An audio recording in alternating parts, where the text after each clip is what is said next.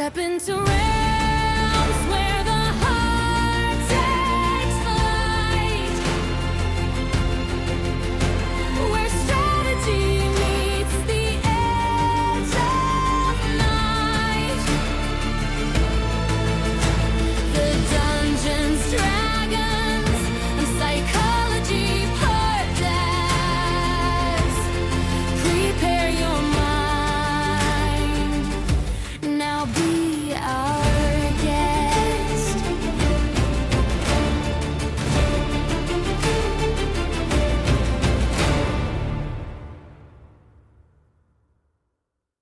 You've probably heard of the concept of player archetypes in the past. Things like power gamers or role players or rules lawyers. But what exactly do they mean, and how does understanding what a person's player archetype is help you as a dungeon master? I'm Robert Walker, author of Session Zero, the DMG to writing great campaigns in any system, and this is my show where I teach collaborative storytellers how to have great campaigns using psychology. There are a lot of lists out there that describe the types of players that you might encounter around a gaming table, or as they are more often called, player archetypes. This concept has been covered in magazines, chat rooms, system source books, and there's no right or wrong list of player types. But in my experience, there are 5 primary archetypes that are repeated in some fashion on nearly every list. This is because these are the most common player archetypes that you will likely encounter. Also, some of the larger lists out there that claim there are 10 or 20 or more different archetypes are just splitting up each of these 5 primary archetypes into subcategories based on very small differences. So for me, the 5 primary archetypes are the power gamer, the role player, the specialist, the casual gamer, and the rules lawyer. Each of these archetypes has a different way of playing the game, and each of them provides specific challenges when it comes to keeping them invested in your story. So let's cover each one of them in a little more detail, starting with the power gamer. Power gamers are one of those archetypes that most DMs kind of already understand. They want their characters to maximize their level of power and minimize the cost to achieve that power. It is the quintessential superhero complex. A typical power gamer is often knowledgeable about the rules of the system in order to understand how to exploit the system for the benefit of their character build. Min-maxing is somewhat of a sport for these type of players, and sometimes it seems like power gamers are trying to win at character creation, even though this is not the point of an RPG. Power gamers quickly become upset with game balance if they feel like their character is not powerful enough in comparison to the rest of the world. So too many challenges that neutralize their build will quickly find them losing interest in the story. After all, what fun is a superhero story without a superhero? So as a DM, to combat the needs of a power gamer, make sure they have opportunities to shine in the story. Let them show off how their complex build is meant to work. Don't stifle their creativity by making bosses that can always counter their build, but instead encourage their creativity by giving them opportunities to outshine some of your monsters and villains, and compliment their dedication to studying the system and investing their own time into creating a unique and well thought out character. Now, the second type, the role player, this is probably where I fall into. It's a pretty easy archetype to understand. Role players are there for the story. They want their characters' interaction with your world to be very meaningful. They want their parts of the story to have weight to the story arc. They don't care as much about the numbers or the dice or the game mechanics. They just want to feel like a main character in the story. A role player might feel annoyed when games are heavily saturated with combat, or when they're not given the opportunity to have meaningful story interactions during downtime. So you can keep a role player happy by introducing new plot threads and by making their decisions have an impact on the overall story. Give role players interesting NPCs to interact with and let them establish relationships throughout your world with the various characters. When it comes to combat, incorporate small moments where dialogue and roleplay can be utilized to help staunch their boredom. Now, specialists might be one that you've not heard of, but I'm guessing as I describe it, you probably know somebody who fits the role. A specialist are those players who gravitate to one or maybe two particular character types, regardless of what game they play in. They might always play a rogue, a paladin of a particular god, or a specific race. You can usually recognize a specialist because they have honed their play style and their character build game after game, and they're not particularly interested in playing other types of characters. Roleplay and combat may or may not be important to a specialist depending on the type of specialization they've fallen into. However, and very fortunately, keeping a specialist happy is pretty straightforward. Incorporate scenes into your game that showcase the cool abilities of their specialization that they're known for. So if you have a paladin specialist, for example, give them some interesting undead to face off against. If your specialist always finds a way of wanting to be a flying character or flying race, incorporate some cool aerial battles and hard-to-reach story elements where they can take center stage by using their specialist's abilities. The casual gamer, we kind of have talked about these in previous episodes, and they're fairly common in most game groups. They sometimes get overlooked in session planning and story involvement because they don't tend to take center stage. Oftentimes, casual gamers don't feel comfortable engaging in roleplay, and they aren't all that interested in delving into the rules of a system. A casual gamer is one who's there because it's an activity that their friend circle has chosen to engage in, and they just want to be part of the group. It's easy to assume that while the casual gamer is playing on their phone, that something is wrong, but try and remember that this is essentially what they want out of a game session. They get the chance to be with their friends in the same space and interact with the game in a casual manner. What you want to avoid with the casual gamer is forcing them to interact in ways that make them feel uncomfortable. So don't center the plot around their character and expect them to take the lead. Let them be the characters that provide support from the background. That's where they want to be. And we already know how incredibly valuable of a role that can be to fill anyways. So let them stay there if that's what they want to do. And finally, let's talk about the rules lawyer. The rules lawyer is an individual who knows the rule book cover to cover and does not hesitate to call out discrepancies in the rules as written, even to the dungeon master. Rules lawyers can be very helpful when the DM utilizes their knowledge to make rulings or arbitrate tricky rule conundrums, but they can also be, we'll say a little annoying when they try to utilize their knowledge of the rules to turn the game in their favor or rewrite the story because the DM wasn't following the rules. Rules lawyers in particular are very forgetful that Rule 0, that the DM has the right to override any written rule, trumps all the other rules. So when that happens, dealing with a rules lawyer of this type can be a bit trickier than some of the other archetypes, simply because they will expect you to deal with them based on the rules as written rather than through the use of DM fiat. In my own experience, the best way for handling a rules lawyer is a two-pronged approach. First, ask for their input about rules interpretations in situations where the ruling actually isn't that important. This will help them feel like their knowledge is valued. And then secondly, incorporate unique encounters that are not covered in the rule books, so they don't have a great foothold on their rules lawyering. Create unique or one-of-a-kind monsters or spells or items that they can't find in any of the source books. That way it makes them difficult to leverage the rules as written for these things, since those rule interactions aren't actually written. This approach gives you the freedom to drive your story in the direction that you want, but it also still gives them credit for their knowledge and the rules by asking for their input when it is, useful, but maybe not game-changing. So now that we've talked through the archetypes, you can realize that not all players are at the table to participate in the game in the same way, and each style of play does represent its own unique challenges. So as a DM, you should identify what archetypes your players most closely fall under and make mental notes about what challenges that could present. Also realize that sometimes an individual might represent more than one archetype.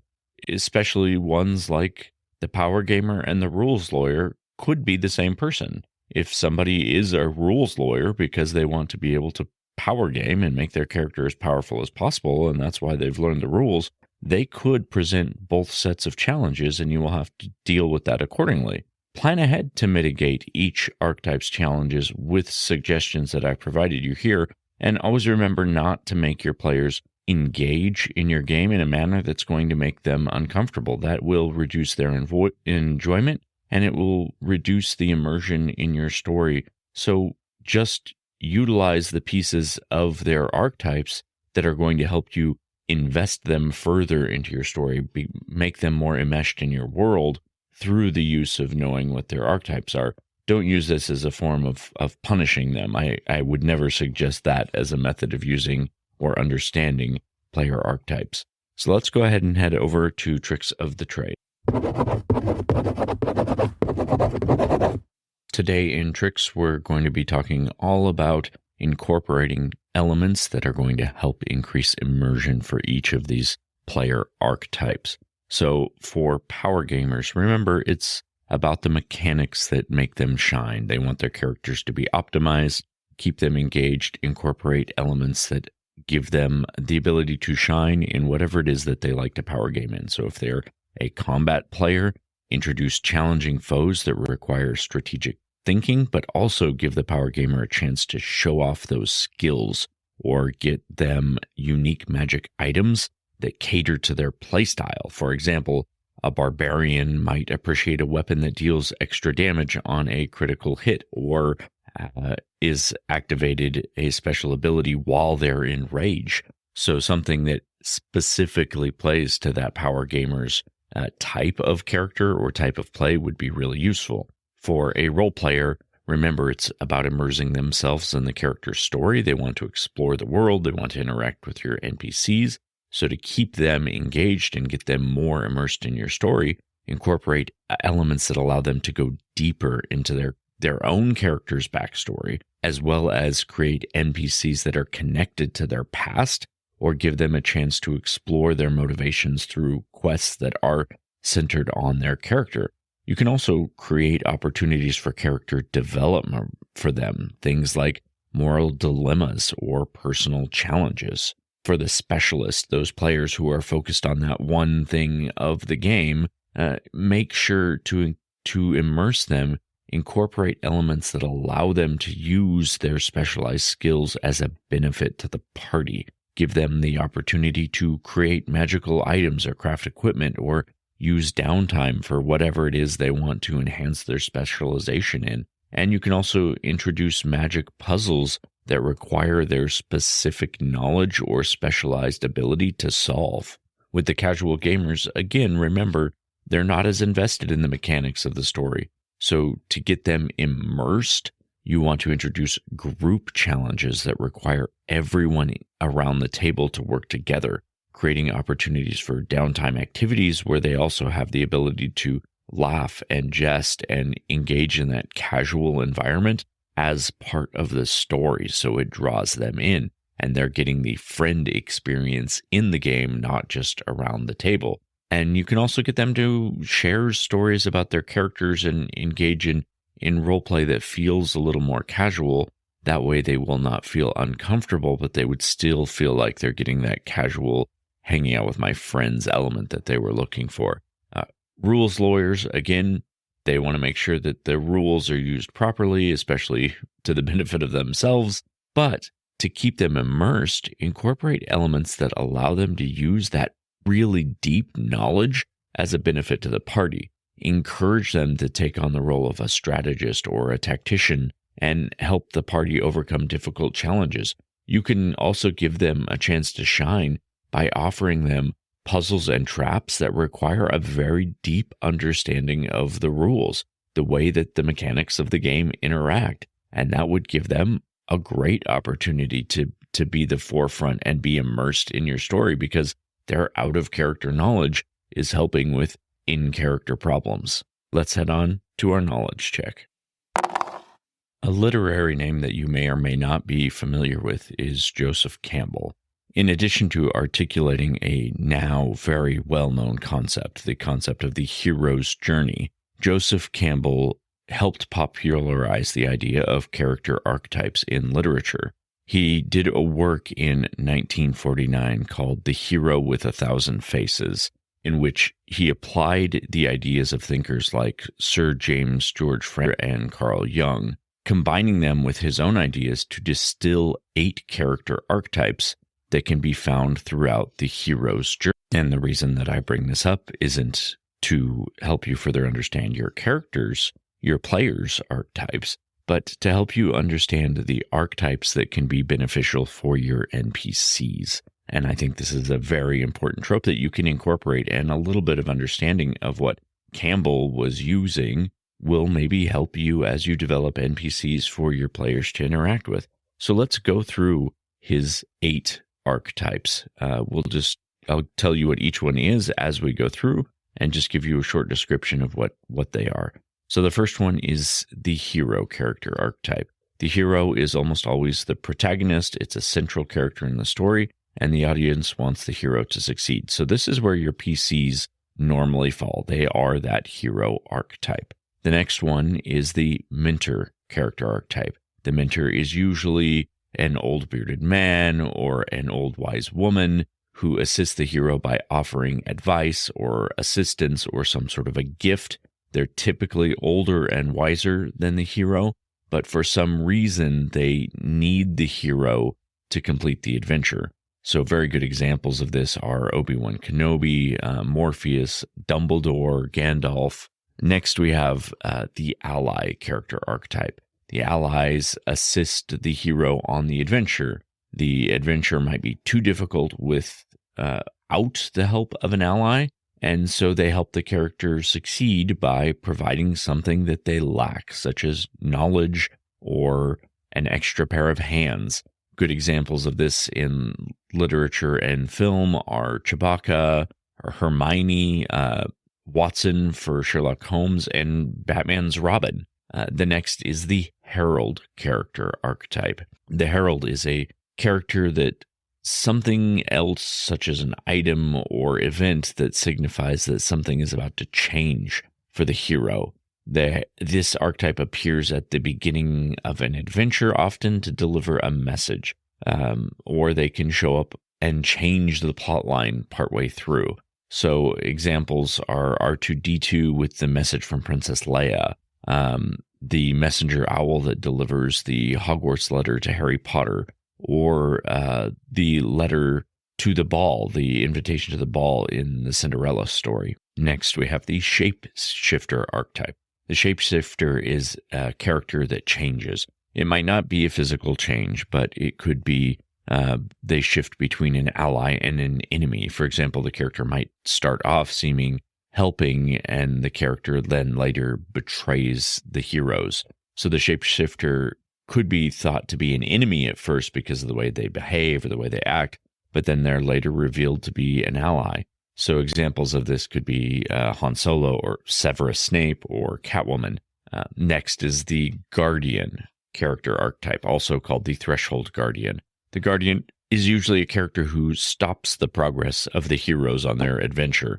They might not be an actual character. They could be an obstacle instead of a character. The Guardian may or may not be an enemy, but they can often be there to warn the hero that they should not go ahead because it's dangerous. The hero usually either has to trick or defeat the Guardian in some way to get around the Guardian and continue on their adventure. So an example would be the Wall Guard from Stardust, hall monitors in any teen film where they're trying to sneak around in the halls. The Whomping Willow in Harry Potter would be a good example. And the last one is the Shadow character archetype. So the Shadow is usually going to be your villain of the story, although it might not necessarily be true. For example, if something exists to cause conflict or create a threat that the hero has to overcome, it can be considered a shadow. But for the most part, it is that big overarching problem that the player has to solve and deal with. So great examples of shadow characters are Darth Vader, Voldemort, Sauron, Basically, any great big bad evil guy that you can think of fits into that archetype of the shadow character. So that is it for today. I hope you have enjoyed this episode, Cyclith. And as always, please follow me on Instagram. You can find a link to the Linktree there. My Instagram handle is dungeons_dragons_psychology. And from there, like I said, get on that Linktree as well. We always appreciate any follows. If you like the show, we would love to get a rating or a review from you on Spotify or Apple Podcasts. And as always, if you have ideas for future episodes, things you would like me to talk about or discuss with other guests in the future, feel free to send me a message, reach out on Instagram or Facebook, or email me directly at dungeonsdragonpsychology@gmail.com. And I might incorporate or create an episode given your suggestion. I've done that a number of times already for other guests who had ideas. And so I think it's a fun way to keep interacting with you, my cyclithids, my community, and keep this podcast growing with new ideas that I might not have even thought of. But until next time, my friends, we will see you next session.